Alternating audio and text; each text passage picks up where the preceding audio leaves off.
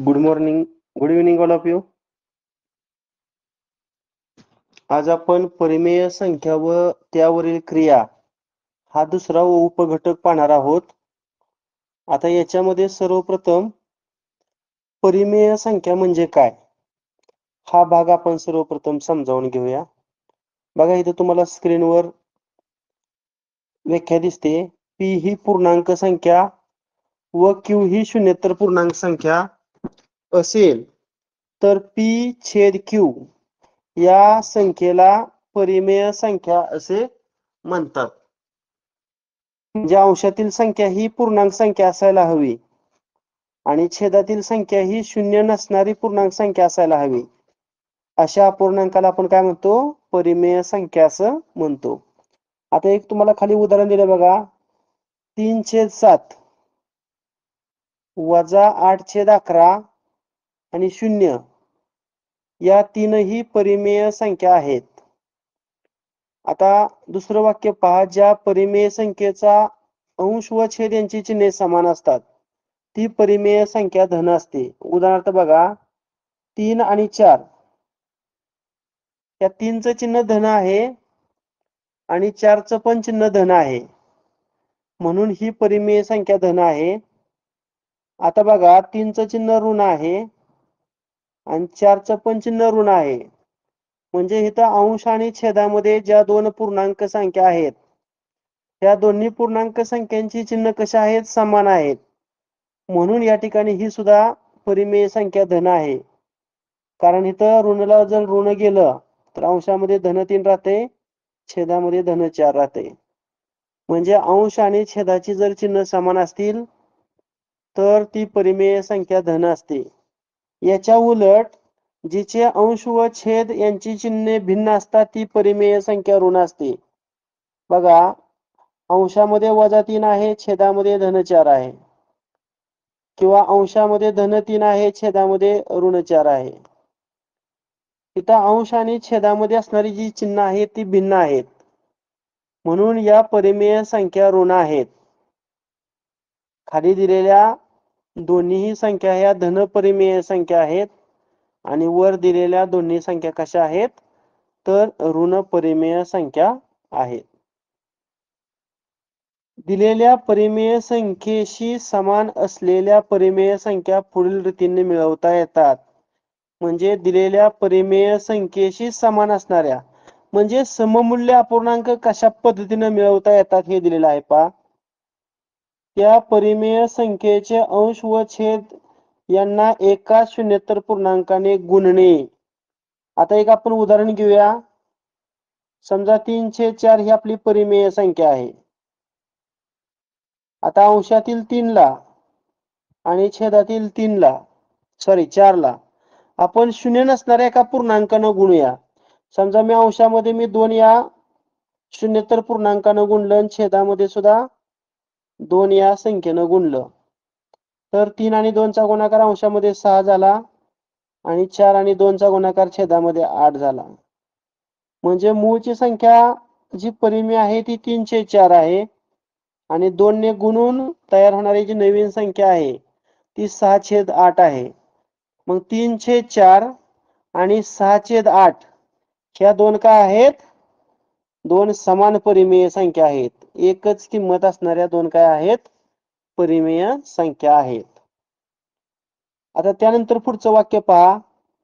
तिच्या अंश व छेद यांना अंश व छेद यांच्या सामायिक विभाजनाने जर भागलं तरी सुद्धा या ठिकाणी मूळ परिमेय संख्ये एवढीच किंमत त्यांची राहते. आता एक आपण या ठिकाणी उदाहरण घेणार आहोत.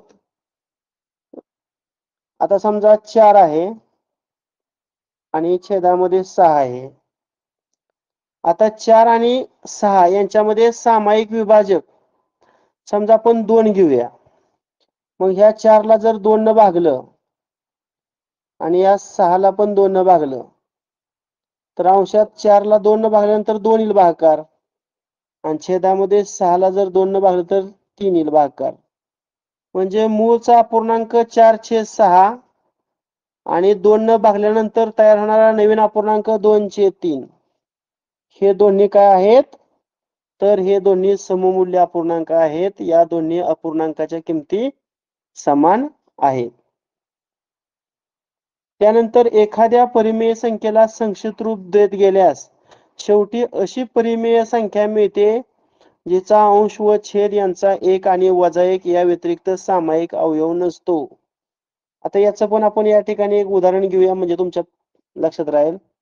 आता उदाहरणार्थ अंशामध्ये मी 18 ही संख्या घेतलेली आहे आणि छेदामध्ये 24 ही संख्या घेतलेली आहे. आता ह्या दोन्हीला जर संक्षिप्त रूप द्यायचं म्हटलं तर ह्या दोन्ही संख्या कोणत्या पाड्यातील आहेत बघूया.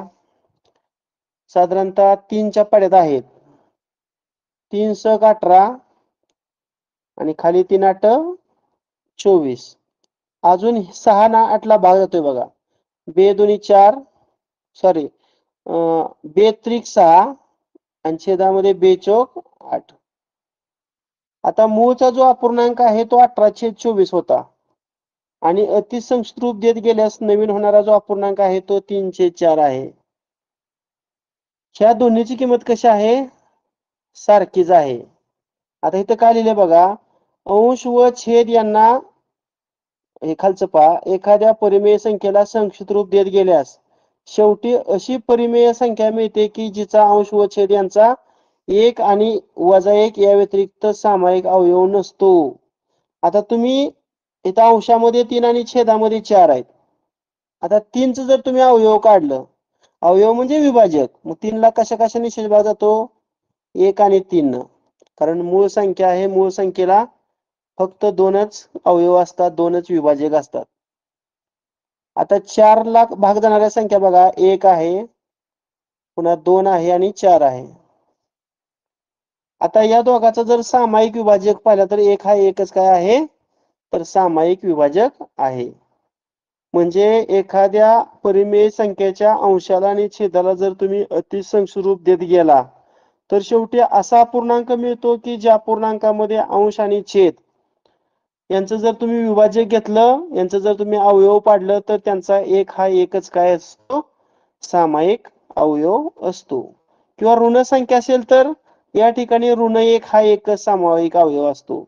म्हणजे 1 आणि वजा 1 या व्यतिरिक्त एकही सामायिक अवयव नसतो.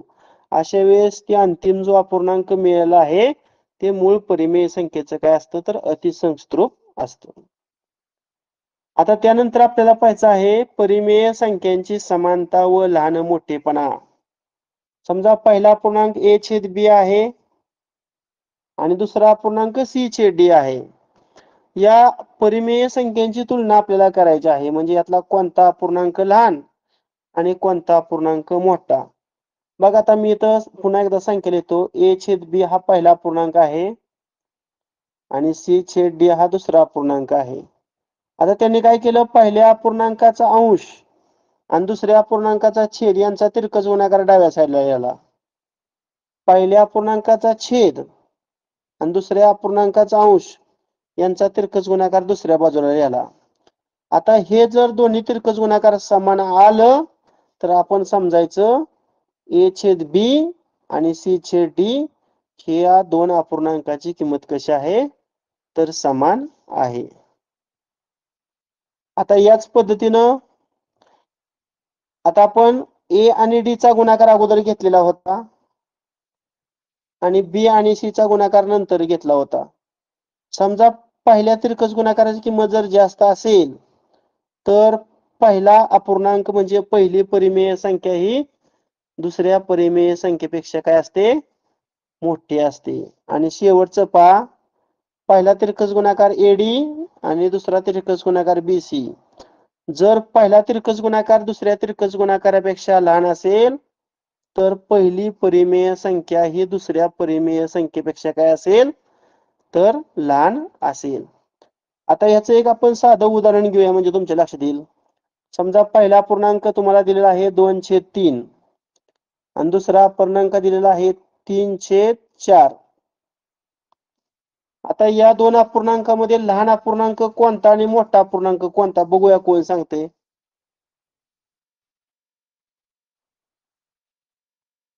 अगोदर हा गुणाकार करायचा म्हणजे 2 आणि 4 चा गुणाकार 8, पुन्हा ह्या दोघांचा गुणाकार करायचा. मग कोणता तिरकस गुणाकार लहान आला? पहिला तिरकस गुणाकार लहान, याचा अर्थ 2/3 हे लहान असणार कशापेक्षा? 3/4 पेक्षा. बरोबर ना? हो सर. हा.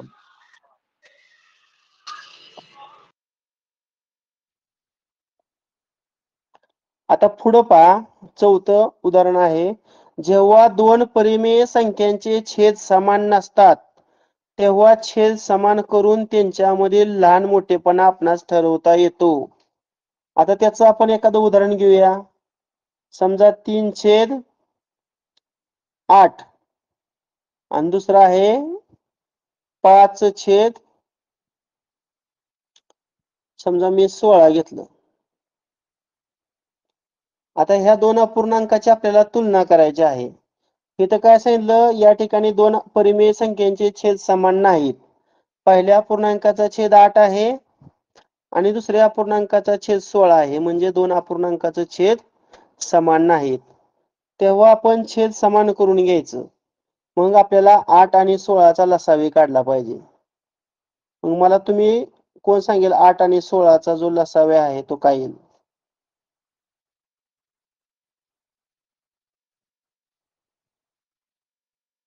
8 आणि 16 या दोन संख्यांचा लसावी सांगा पाहू.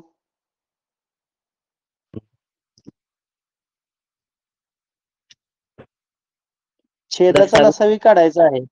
16. 16 येणार. बरोबर. लसावी म्हणजे लघुत्तम सामायिक विभाज्य. 16चा पाढा घ्यायचा. 16 एके 16. पण 16ला 8 न पण भाग जातोय आणि 16 न पण भाग जातोय. म्हणून 16 हा लघुत्तम सामायिक विभाज्य आहे. मग आपल्याला छेद 16 करण्यासाठी पहिल्या अपूर्णांकाचे छेदाला किती गुणावं लागेल रे? 2 न. आणि छेदाला 2 न गुणल्यानंतर अंशाला सुद्धा 2 न गुणावं लागतंय. मग वर किती आलं सांगा? 3 दुनी 6 आणि खाली 16. आणि दुसरा अपूर्णांक काय आहे? 5/16. आता छेद समान आहे. ज्याचा अंश मोठा तो अपूर्णांक मोठा. मग अंश मोठा 6 हे 5 पेक्षा मोठा आहे की नाही? त्यामुळे इथं 3/8 हा अपूर्णांक 5/16 या अपूर्णांकापेक्षा काय असेल? मोठा असेल. म्हणजे छेद समान करून सुद्धा आपण त्या परिमेय संख्येची तुलना किंवा त्या परिमेय संख्येमधील लहान मोठेपणा ठरवू शकतो. त्यानंतर सर्वात मोठी परिमेय संख्या सांगता येत नाही. बघा, ज्या पद्धतीनं सर्वात मोठी नैसर्गिक संख्या, सर्वात मोठी पूर्ण संख्या, सर्वात मोठी पूर्णांक संख्या, सर्वात लहान पूर्णांक संख्या ह्या सांगता येत नाहीत. अगदी अशाच पद्धतीनं सर्वात मोठी परिमेय संख्या सुद्धा सांगता येत नाही. आणि सर्वात लहान परिमेय संख्या सुद्धा आपणास सांगता येत नाही.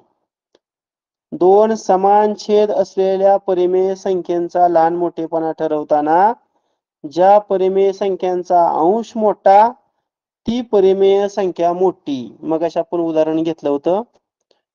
त्यानंतर परिमेय संख्यांची बेरीज. अपूर्णांकाची बेरीज ज्या पद्धतीनं करतात त्याच पद्धतीनं परिमेय संख्यांची सुद्धा बेरीज करतात. परिमेय संख्यांची वजाबाकी. ज्या दोन परिमेय संख्यांची बेरीज 0 येते त्यांना एकमेकींच्या बेरीज व्यस्त किंवा विरुद्ध संख्या असे म्हणतात. बघा, आता उदाहरणार्थ बघा, दोन आपण परिमेय संख्या घेऊया. पहिली परिमेय संख्या मी 3/4 घेतली आणि दुसरी परिमेय संख्या -3/4 घेतली. आता या दोन परिमेय संख्यांची आपल्याला बेरीज करायची. कोण सांगते ह्या दोन संख्यांची बेरीज किती येईल?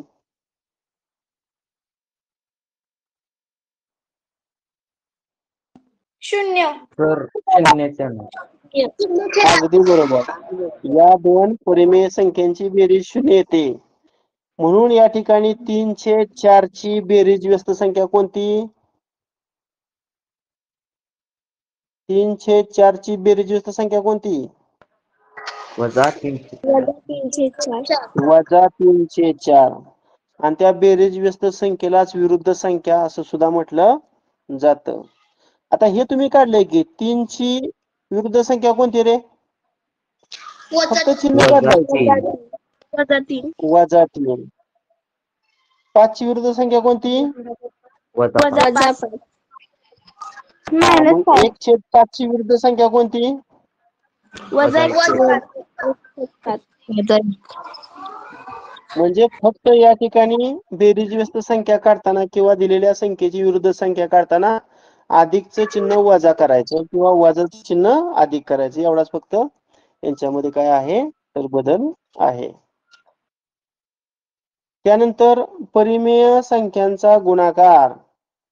समान चिन्हांच्या दोन परिमेय संख्यांचा गुणाकार धन असतो. उदाहरणार्थ 3/4 आणि 5/6 या दोन्ही परिमेय संख्या या धन चिन्हाच्या आहेत. यांचा गुणाकार करताना अंशाचा गुणाकार अंशामध्ये म्हणजे 3 आणि 5 चा गुणाकार किती येणार? 15 आणि छेदामध्ये 4 आणि 6 4 आणि 6 चा गुणाकार किती येणार तर 24. आता धन चिन्ह असणाऱ्या दोन परिमेय संख्या आहेत, त्यामुळे त्यांचा गुणाकार सुद्धा धन आला. मात्र जर तुम्हाला असं दिलं वजा 3/4 आणि त्याच्या जोडीला दिलं वजा 5/6 तर यांचा गुणाकार किती येतो बघा. तिथं पण दोन्ही ऋण चिन्ह आहेत, त्यामुळे ऋण ऋणचा गुणाकार धन होतो. आणि 3 5 15 आणि 4 किती तर 24. समजलं का? समान चिन्ह असणाऱ्या दोन परिमेय संख्यांचा गुणाकार काय असतो तर धन असतो. आता याच्या उलट भिन्न चिन्हाच्या दोन परिमेय संख्यांचा गुणाकार ऋण असतो. म्हणजे पहिला अपूर्णांक धन 5/6 आहे आणि दुसरा अपूर्णांक वजा 7/8 आहे. आता ह्या दोघांचा गुणाकार, पहिली धन परिमेय संख्या आहे आणि दुसरी ऋण परिमेय संख्या आहे. म्हणजे या दोन परिमेय संख्यांची जी चिन्ह आहेत ती भिन्न आहेत, म्हणून ह्यांचा गुणाकार काय येणार आहे तर ऋण येणार आहे. आता अंशाचा गुणाकार जर पाहिला तर 5/7 किती 35 आणि छेदाचा गुणाकार 6/8 किती 48. अशा पद्धतीनं समान चिन्ह असणाऱ्या दोन परिमेय संख्यांचा गुणाकार धन असतो आणि विरुद्ध चिन्ह असणाऱ्या दोन परिमेय संख्यांचा गुणाकार ऋण असतो. नेक्स्ट, दोन किंवा दोन पेक्षा अधिक परिमेय संख्यांचा गुणाकार करताना त्यांच्या गुणाकाराच्या अंशात सर्व अंशांचा गुणाकार व छेदात सर्व छेदांचा गुणाकार लिहावा. आता मगाशी आपण दोन परिमेय संख्यांचा गुणाकार पाहिला. समजा 3 दिल्या तुम्हाला, समजा 2/3 पुन्हा दिली 3/4 आणि पुन्हा दिली 4/5. आता या तीन परिमेय संख्यांचा गुणाकार काय येईल तर तिन्ही अंशातील संख्यांचा गुणाकार करा. 2×6 आणि 6×4 आणि छेदामध्ये 3×12 आणि 12×5 60. अशा पद्धतीनं. नेक्स्ट, एका परिमेय संख्येने दोन परिमेय संख्यांच्या बेरजेस गुणून येणारा गुणाकार हा पहिल्या संख्येनं प्रत्येकीस गुणून येणाऱ्या गुणाकाराच्या बेरजेइतका असतो. आता याचं एक आपण उदाहरण घेऊया. समजा 1/2 हा पूर्णांक आहे. आता दोन परिमेय संख्यांची बेरीज घेऊया. समजा 2/3 आणि अधिक 4/3 आहे. एका परिमेय संख्येने दोन परिमेय संख्याच्या बेरजेस गुणून येणारा गुणाकार. आता हे आपण अगोदर काढून घेऊया. ह्याचं उत्तर किती येतंय. बाहेरचं 1/2 मी तसंच ठेवतो. पहिल्यांदा मी कंस सोडवतो. कंसामध्ये जे दोन अपूर्णांक आहेत त्याचा छेद समान आहे, त्यामुळे समान छेद तसाच लिहायचा. आणि अंशामध्ये 2 आणि 4 ची बेरीज किती आली तर 6 आली. आता बघा, अंशातील 1 आणि 6 चा गुणाकार 6 आणि छेदामध्ये 2 आणि 3 चा गुणाकार 6 आणि 6 ला 6 कॅन्सल झाल्यानंतर भागाकार किती आला 1. आता हे काय सांगितलंय, हा जो गुणाकार आहे तो पहिल्या संख्येनं प्रत्येकच गुणायचं आणि त्यानंतर बघूया आपण आता. समजा 1/2 त्या कंसातील पहिली संख्या 2/3 ला गुणतो,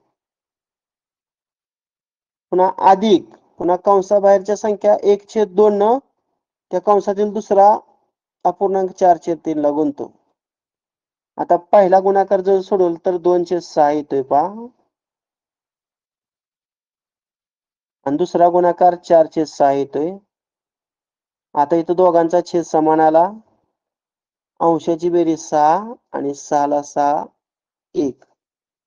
अशा पद्धतीनं पहिल्यांदा कंसातील बेरीज करून त्याला 1/2 न गुणलं तरी येणारा गुणाकार आणि कंसाबाहेरच्या अपूर्णांकानं आतल्या 2 अपूर्णांकाला गुणून त्यांची बेरीज केली तर त्या ठिकाणी त्या दोन्ही सममूल्य अपूर्णांक येत आहेत.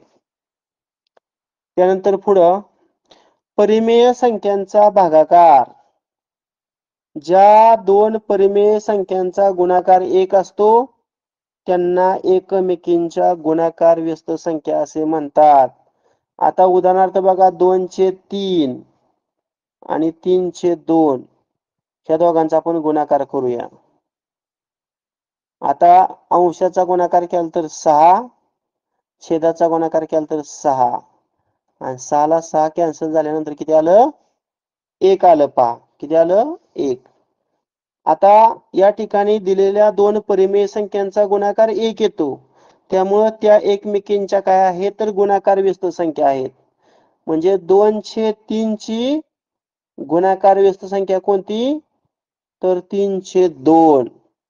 आता मी तुम्हाला काही प्रश्न विचारतो, मी सांगल त्या परिमेय संख्येची तुम्ही गुणाकार व्यस्त संख्या सांगायची. 4/7 सांगा गुणाकार व्यस्त संख्या. 7/4. 7/4. म्हणजे इथं फक्त काय करायचं आहे, अंश आणि छेदाची काय करायची आदला बदल. पहिल्या पूर्णांकाचा अंश दुसऱ्या पूर्णांकाच्या छेदामध्ये न्यायचा आणि पहिल्या पूर्णांकाचा छेद दुसऱ्या पूर्णांकाच्या अंशामध्ये लिहायचा. आता अजून एक उदाहरण देतो, -5/9 याची गुणाकार संख्या सांगा.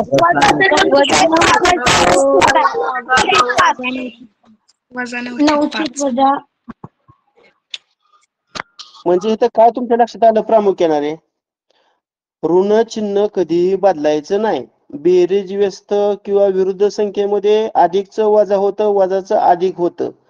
मात्र गुणाकार व्यस्त संख्या काढताना अधिकचं वजा, वजाचं अधिक हे करायचं नाही. चिन्ह वजा असेल तर वजाच ठेवायचं, फक्त अंश आणि छेदाची काय करायची आदला बदल. आता पुढं एका परिमेय संख्येला दुसऱ्या शून्येतर परिमेय संख्येनं भागणे म्हणजेच पहिल्या संख्येस दुसऱ्याच्या गुणाकार व्यस्तानं गुणणे. उदाहरणार्थ बघा, 4/5 भागिले, तुम्हाला एक आपण उदाहरण घेऊया, 3/7. आता पहिला पूर्णांक आपण आहे असं लिहिणार आहे 4/5. आता काय एका परिमेय संख्येस दुसऱ्या शून्येतर परिमेय संख्येनं भागणे म्हणजे पहिल्या संख्येस दुसरीची गुणाकार व्यस्त संख्येनं गुणणे. म्हणजे भागाकाराच्या जागेवर गुणाकाराचं सिम्बॉल द्यायचं आणि हे जे 3/7 आहे याची गुणाकार व्यस्त संख्या घ्यायची, म्हणजे किती येणार 7/3 आणि मग अंशांचा गुणाकार 4×7 28 आणि छेदाचा गुणाकार 5×3 15 या पद्धतीनं.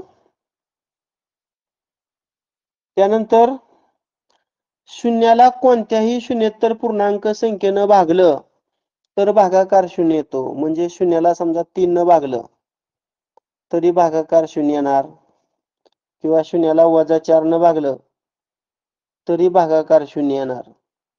अंशामध्ये 0 असेल, छेदामध्ये कोणतेही पूर्णांक संख्या असू द्या, त्या अपूर्णांकाची किंमत काय असते तर 0 अशी असते.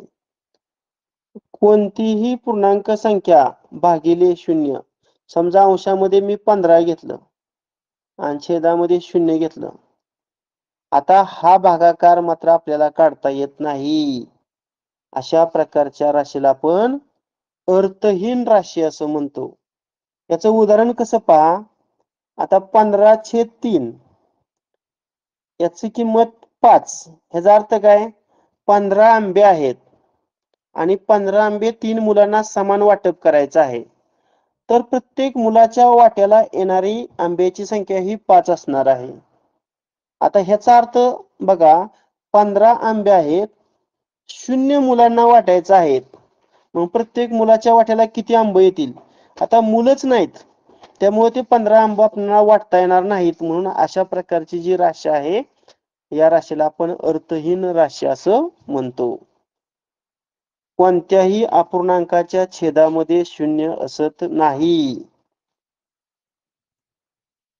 कोणत्याही परिमेय संख्येस शून्येतर परिमेय संख्येने भागले असता भागाकार परिमेय संख्या येतो. परिमेय संख्या भागिले परिमेय संख्या बरोबर परिमेय संख्या. कोणत्याही शून्येतर परिमेय संख्येस त्या संख्येने भागले असता भागाकार 1 येतो. म्हणजे 3/5 या परिमेय संख्येला जर 3/5 या परिमेय संख्येनं भागलं तर त्या ठिकाणी भागाकार किती येतो? 1 येतो. त्यानंतर कोणत्याही 2 परिमेय संख्यांची बेरीज वजाबाकी 2 परिमेय संख्यांचा गुणाकार 2 परिमेय संख्यांचा भागाकार या ठिकाणी परिमेय संख्याच येतो. 2 परिमेय संख्यांच्या दरम्यान अनंत परिमेय संख्या असतात. संख्या रेषेवरील कोणत्याही परिमेय संख्या डावीकडील परिमेय संख्यापेक्षा मोठी असते. म्हणजे उजवीकडची जी परिमेय संख्या आहे ती डावीकडच्या परिमेय संख्येपेक्षा काय असते? मोठी. उदाहरणार्थ ही संख्या रेषा आहे, इथं आपण 0 घेतलं, इथं 1 घेतलं. आता ह्या दोघांच्या मध्ये 1/2 येणार आणि ह्या दोघांच्या मध्ये किती येणार? 3/4 येणार. ह्या दोघांच्या मध्ये 1/4. आता हे उदाहरण मी तुम्हाला घेतलेलं आहे. आता मला सांगा तुम्ही 1/4 आणि 3/4 ह्या दोघात कोणती परिमेय संख्या मोठी येईल सांगा पाहू. 1/4 मोठा आहे का?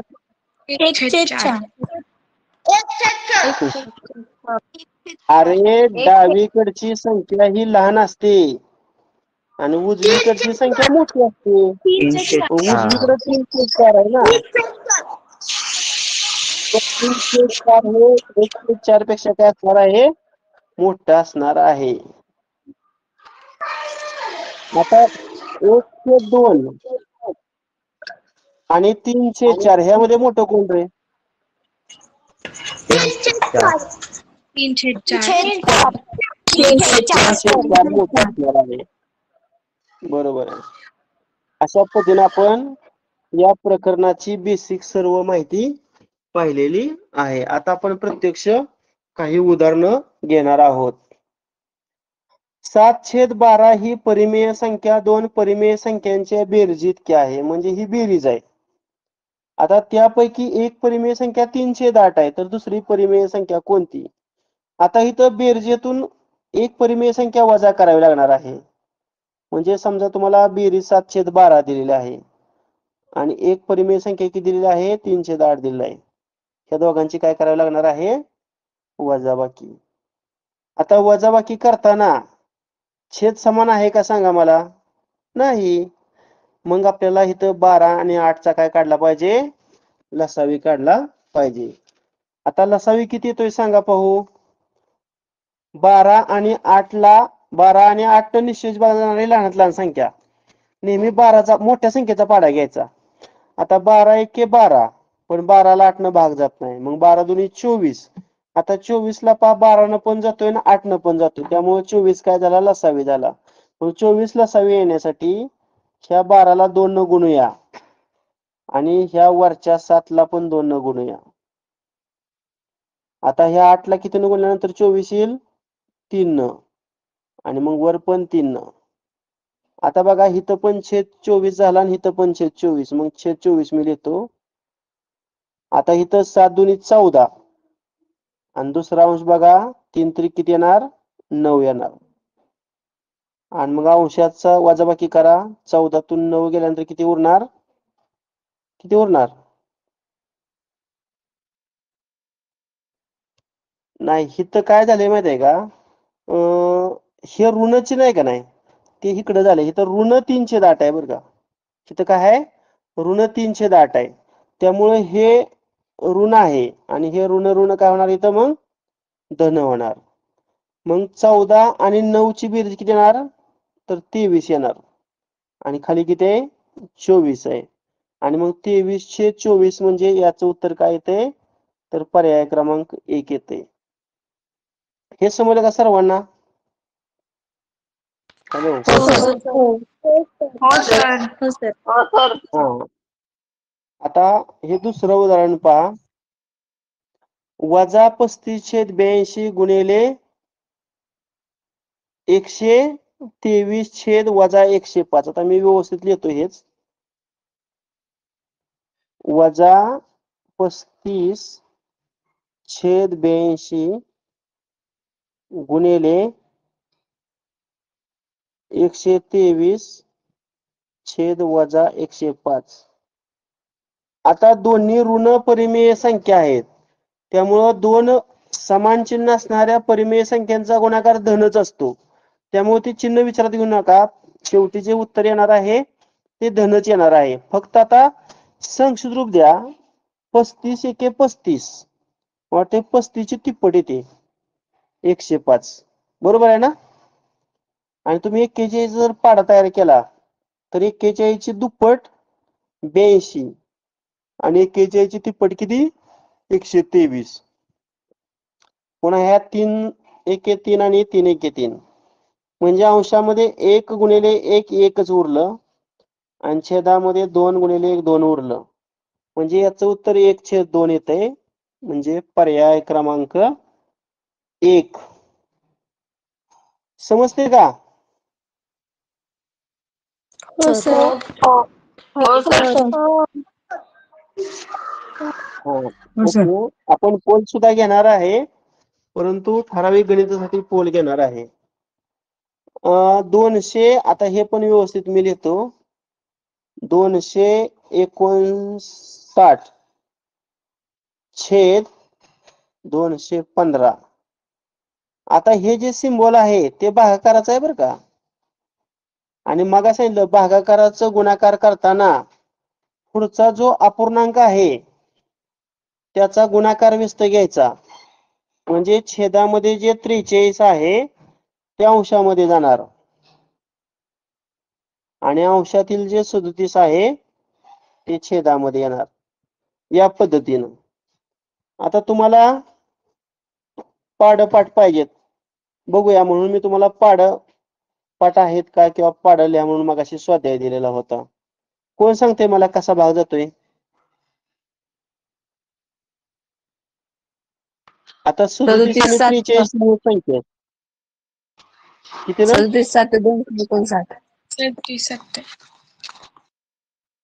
37 गुणिले 7 केलं का?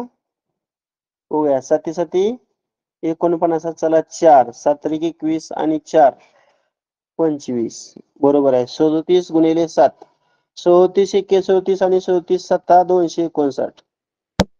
आता 43 गुणिले 7 केलं. 43 43 43 5 215. बर. 5 त्रिक 15 हातचा 1 5 21 आणि 1 21. बरोबर आहे. 43 1 43 आणि 43 5. म्हणजे ह्याचं उत्तर काय आलं? अंशामध्ये 7 आणि छेदामध्ये किती आलं? 5. आहे का? 7/5 हा पर्याय बघा. पर्याय क्रमांक 2. पर्याय क्रमांक 2. पर्याय क्रमांक 2. बरोबर. पुढं -35/19 -7/15.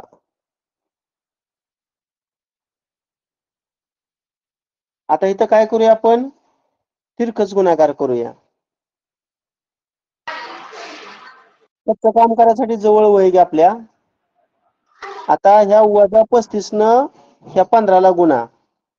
ऋण 35 गुणिले 15 15 5 75. चला 7 15 त्रिक 45 आणि 7 किती रे? 52. आता मधलं चिन्ह वजा, दुसरा तिरकस गुणाकार 19 7 7 9 63 चला 6 7 1 7 6 13 133 बरोबर ना. आता छेदांचा गुणाकार करूया. 19 आणि 15चा गुणाकार करून बाकी देते 19 आणि 15 तो 285 येतोय मला वाटतं. आता अंशामध्ये हो, सर. दोन्हीची समान चिन्ह त्यामुळे बेरीज करूया. 525 आणि 133 ची बेरीज करा. 5 आणि 3 8 3 आणि 2 5 आणि 5 आणि 1 6 आणि समान चिन्ह वजा देऊया. म्हणजे अंशामध्ये वजा 658 आलं आणि छेद किती आहे 285 आहे का पर्याय बघा. अंशामध्ये वजा 658 आणि छेदामध्ये पर्याय क्रमांक 4. पर्याय क्रमांक 4. पर्याय क्रमांक बरोबर 4. पर्याय क्रमांक 4. आता पुढचा अपूर्णांक 7/8 अधिक 9/15. आता बऱ्याच गणितामध्ये काय करावं लागतं, छेद समान करण्यापेक्षा बरीच मुलं तिरकस गुणाकारांना सोडवतात. आता मी हे तिरकस गुणाकारांना सोडतो. ह्या दोघांचा गुणाकार किती रे 15 7 105. आता ह्या दोघांचा गुणाकार किती 8 आणि 9चा 72. 72. या छेदाचा 15 120. 120. अंशातील दोन संख्यांची बेरीज किती येते पहा 105 आणि 177 ना. 177. आणि छेदामध्ये पर्याय क्रमांक 2 सर. सर पर्याय क्रमांक 2. बरोबर पर्याय क्रमांक 2. ठीक आहे. पुढचा प्रश्न 6वा अगोदर व्यवस्थित येतो. वजा 104 छेदामध्ये 156.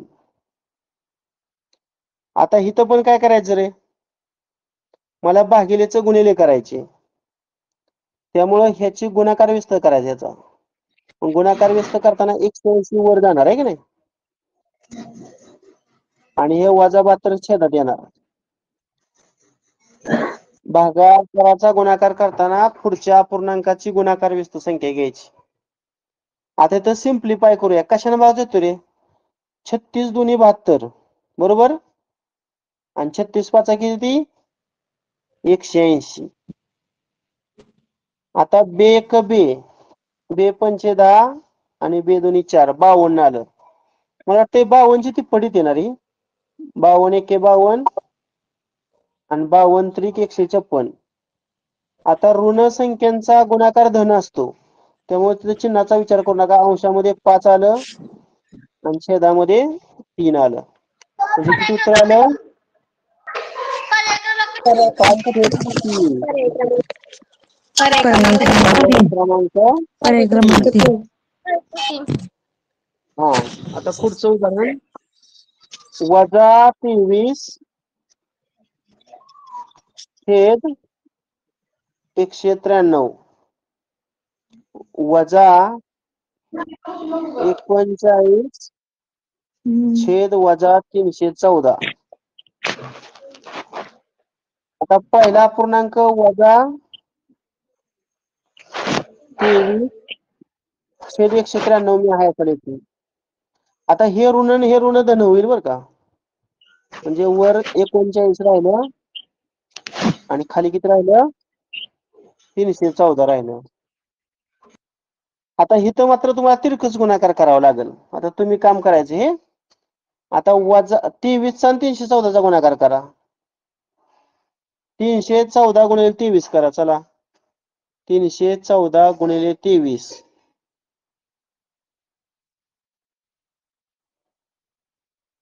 314 गुणिले 23 7222.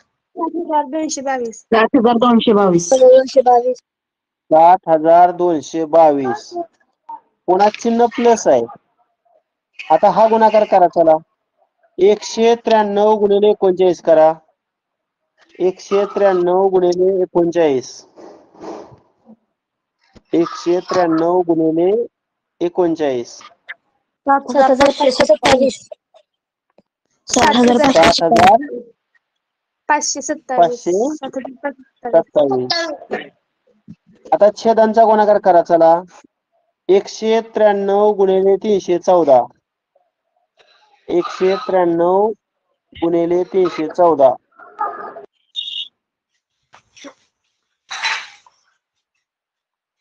60,602.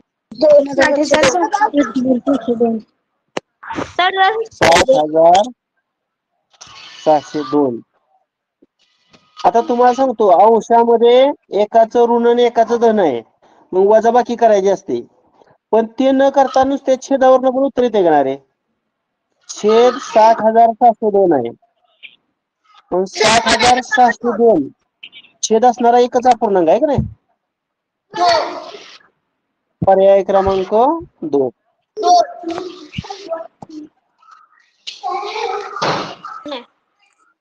आता याला पोल घेतोय आपण. बघूया. सर्वांनी माईक बंद करा. पोल घेतोय. 1 मिनिट मी वेळ देतोय पोल साठी.